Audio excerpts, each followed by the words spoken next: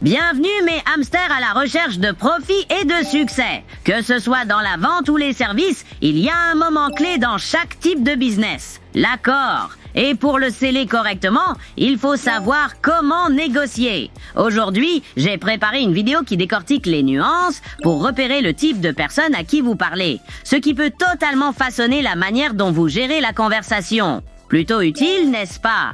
Alors prenez vos carnets, car ces idées sont à conserver et à mettre en pratique. Je classe les gens en 6 groupes, et c'est en fonction de ce qu'ils attendent des autres. Alors, de quoi est-ce que j'ai besoin socialement? Ce sont l'importance, l'acceptation, l'approbation, l'intelligence, la pitié et la force, ou le pouvoir. Et dans chaque conversation, si vous demandez à quelqu'un de parler de lui-même, il va forcément laisser transparaître et révéler l'un de ses besoins. Vous commencez à parler avec quelqu'un et il dit « Oui, en fait, je suis le PDG de cette entreprise, et je vais probablement en sortir d'ici l'année prochaine. » Donc là, vous voyez bien qu'il s'agit d'importance, non? Ensuite, vous écoutez pour l'approbation. Et c'est là que vous entendez des gens dire « Eh bien, je dois monter sur scène demain, mais je suis nul en prise de parole en public et je vais vraiment me planter. Je suis juste tellement nerveux. » Ils essaient de vous faire dire « Non, non, tu n'es pas nul. Tu es génial, tu vas y arriver. » Ensuite, vous avez les personnes qui cherchent l'acceptation. Elles utilisent toujours des termes comme « nous »,« notre » et « notre équipe ». Pour elles, l'acceptation, c'est surtout dire « je fais partie d'un groupe ». Et ça transparaît dans leur manière de communiquer. Quand vous passez du côté de l'intelligence, combien de fois avez-vous entendu des gens dire « Ouais, en fait, j'ai obtenu mon MBA avec cette personne. Oh, j'ai fait ma thèse de master sur ce sujet. » Donc, vous entendez cette quête d'intelligence ressortir chez les gens.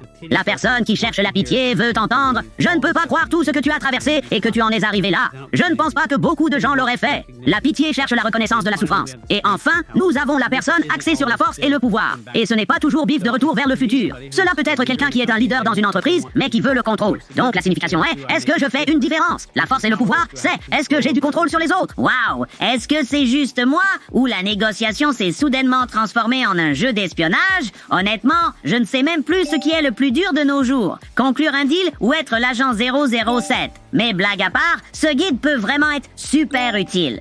La prochaine fois que vous serez en réunion avec un client, vous pourrez peut-être lire son type de personnalité, comprendre ce qu'il veut vraiment entendre et qui sait, décrocher l'affaire de votre vie. Et vous alors, vous êtes-vous reconnu dans ces descriptions? Dites-le dans les commentaires. On se retrouve dans le prochain épisode. Et n'oubliez pas, les hamsters sont puissants, un pour tous et tous pour un.